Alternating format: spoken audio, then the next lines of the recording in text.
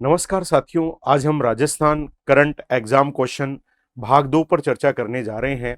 हम इस सेशन में उन प्रश्नों पर चर्चा करते हैं जो विगत 2022 और 23 में राजस्थान की विभिन्न प्रतियोगी परीक्षाओं में पूछे गए हैं। तो आइए भाग 2 में उन प्रश्नों पर चर्चा करते हैं। पहला सवाल आपकी स्क्रीन पर है। इंदिरा रसोई का शुभारंभ किया गया था। इंदिरा रसोई योजना है 20 अगस्त 2020, 20 जुलाई 2020, 20 मार्च 2020, 20 जनवरी 2020। तो इंदिरा रसोई योजना 20 अगस्त 2020 से इसका शुभारंभ किया गया है। प्रश्न नंबर 2 है, राजस्थान में जन सूचना पोर्टल के पहले चरण का उद्घाटन कब किया गया? अप्रैल 2019 में, अगस्त 2019 में, जनवरी 2020 में, अक्टूबर 2020 में। अतः इस सवाल का राइट आंसर है अगस्त 2019 में राजस्थान में जन सूचना पोर्टल के पहले चरण का उद्घाटन किया गया था। प्रश्न नंबर 3 है, राजस्थान सरकार ने सरकारी नौकरी में खिलाड़ियों के लिए कितने प्रतिशत आरक्षण का प्रावधान किया है? 1%, 2%, 3%, 4%। तो इस सवाल का राइट आंसर है 2%। राजस्थान में अब सरकारी नौकरियों में खिलाड़ियों को 2% का आरक्षण प्रदान किया गया है। प्रश्न नंबर 4 है, राजस्थान में शीघ्र ही तीसरे सैनिक स्कूल की स्थापना किस जिले में की जा रही है? अजमेर में, अलवर में, कोटा में, सिरोही में। तो राजस्थान का तीसरा सैनिक स्कूल अलवर में खुलने जा रहा है।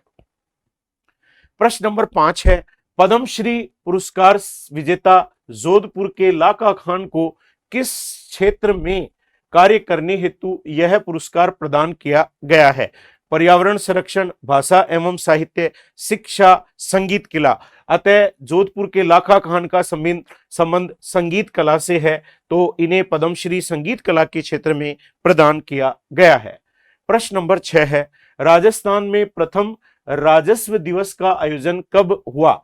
15 सितंबर 2019, 15 अक्टूबर 2019, 15 सितंबर 2020, 15 अक्टूबर 2020। तो इस सवाल का आंसर है 15 अक्टूबर 2020 को राजस्थान में प्रथम राजस्व दिवस का आयोजन किया गया था। प्रश्न नंबर 7 है, खिलाड़ी अरुण शर्मा, भानुज डाबी, क्षितिज श्रीवास्तव, मानव महतो, माहिर मुलानी किस खेल से संबंधित हैं? फुटबॉल से, बास्केटबॉल से, हॉकी से, कराटे से। तो इन सभी खिलाड़ियों का संबंध है वो कराटे से है। अतः इस सवाल का राइट आंसर था कराटे से। प्रश्न नंबर 8 की तरफ रुख करें। प्रश्न नंबर 8 है, राजस्थान देश का पहला राज्य है जहां राजकीय विद्यालयों में 9 बैग डे लागू किया गया है। इसके लिए निर्धारित दिन है मंगलवार, गुरुवार, शुक्रवार, शनिवार। तो 9 बैग डे राजस्थान में है स्कूलों में, वो है शनिवार के दिन। डी इसका राइट आंसर था। प्रश्न नंबर 9 है, राजस्थान की इंदिरा रसोई योजना के संदर्भ में निम्न कथनों पर विचार कीजिए। इसका शुभारंभ 20 अगस्त 2020 को हुआ है। यह लाइन बिल्कुल सही है। यह कोई भूखा न सोए की संकल्पना पर आधारित है। यह लाइन भी बिल्कुल सही है। यह सभी ग्राम पंचायतों में संचालित हो रही है। यह लाइन ठीक नहीं है, क्योंकि सभी ग्राम पंचायतों में संचालित नहीं हो रही है। मात्र 8 रुपए में भोजन उपलब्ध कराया जाता है। यह लाइन बिल्कुल सही है। निम्न में से कौन सा विकल्प सही है? आपसे सही विकल्प पूछे गए हैं, तो पहला, दूसरा और चौथा विकल्प सही है, ऐसा आपको तीसरे ऑप्शन में दिया गया है। अतः इस सवाल का जो राइट आंसर है वो सी इसका सही उत्तर है। प्रश्न नंबर 10 है, निम्नलिखित में से राजस्थान के थोक मूल्य सूचकांक का आधार वर्ष कौन सा है? 2000, 2001, 1999, 2000, 2011, 2012, 2010, 2012। तो राजस्थान में थोक मूल्य सूचकांक का आधार वर्ष है 1999, 2000। प्रश्न नंबर 11 है, राजस्थान बजट भाषण 2021-22 में डीम्ड विश्वविद्यालय के रूप में Rajasthan institute of advance learning की स्थापना कहां करने की घोषणा की गई है? कोटा में, जयपुर में, अजमेर में, जोधपुर में। तो इस सवाल का उत्तर है बी, राजस्थान के जयपुर में डीम्ड विश्वविद्यालय के रूप में Rajasthan institute of advance learning की घोषणा बजट 2021-22 में की गई थी। प्रश्न नंबर 12 है, महिलाओं के सशक्तिकरण हेतु इंदिरा महिला शक्ति निधि की शुरुआत कब हुई थी? 18 दिसंबर 2016, 18 दिसंबर 2017, 18 दिसंबर 2018, 18 दिसंबर 2019। तो इस सवाल का राइट आंसर है 18 दिसंबर 2019 को इंदिरा महिला शक्ति निधि की शुरुआत हुई थी। प्रश्न नंबर 13 है, इंडियाज बेस्ट अवार्ड 2021 के तहत निम्नलिखित में से किस राज्य को बेस्ट वेडिंग डेस्टिनेशन घोषित किया गया है?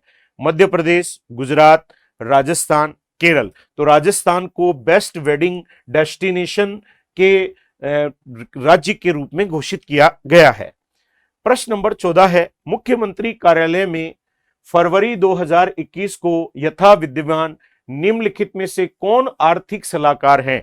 अरविंद मायाराम, गोविंद शर्मा, राजेश कुमार गुप्ता, आरती डोगरा। तो इस सवाल का राइट आंसर है मुख्यमंत्री के जो आर्थिक सलाहकार हैं वो अरविंद मायाराम जी हैं।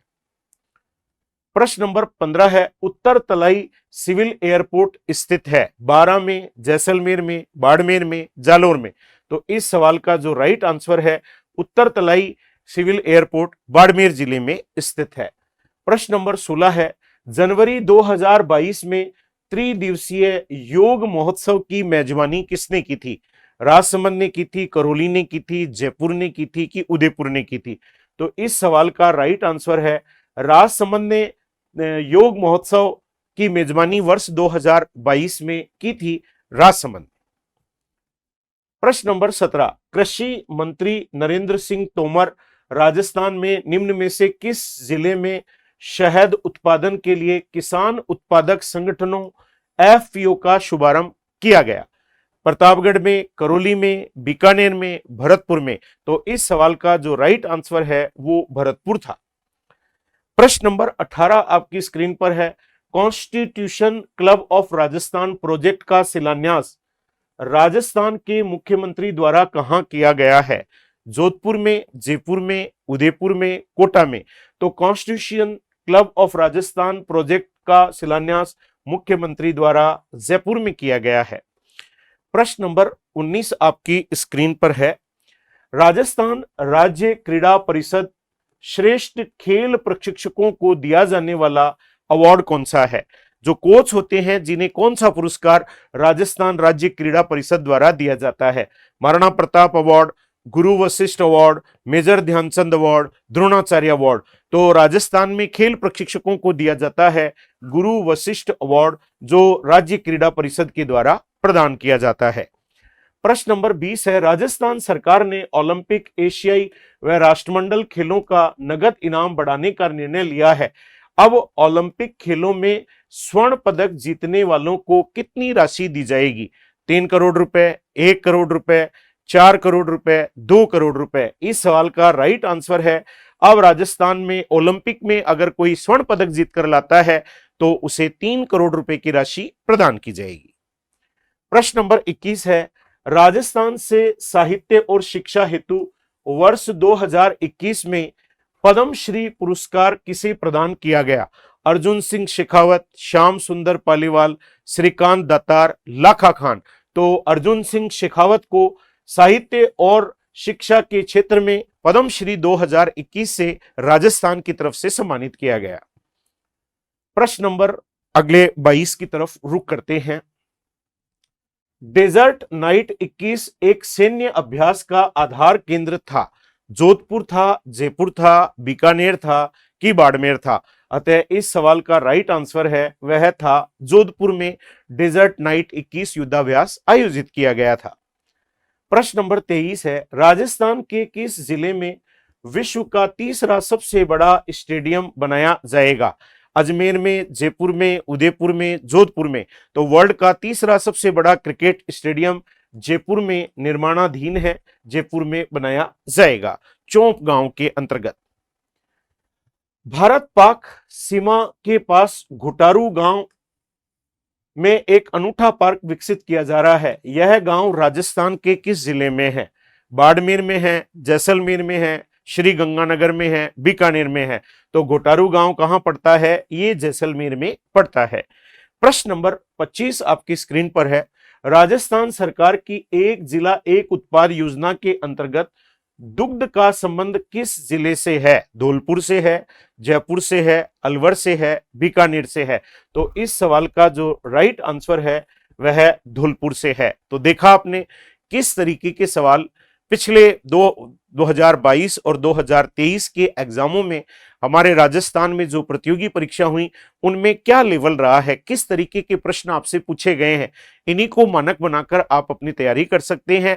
इसी प्रकार के प्रश्न आगे भी प्रतियोगी परीक्षाओं में पूछे जाते रहेंगे और हम जल्दी ही आपके लिए इसका जब अगला भाग लाएंगे तो हम आपके लिए और प्रश्न जो पूछे गए हैं विगत 2022-23 में आपसे चर्चा करेंगे। तब तक के लिए धन्यवाद साथियों। जय हिंद साथियों।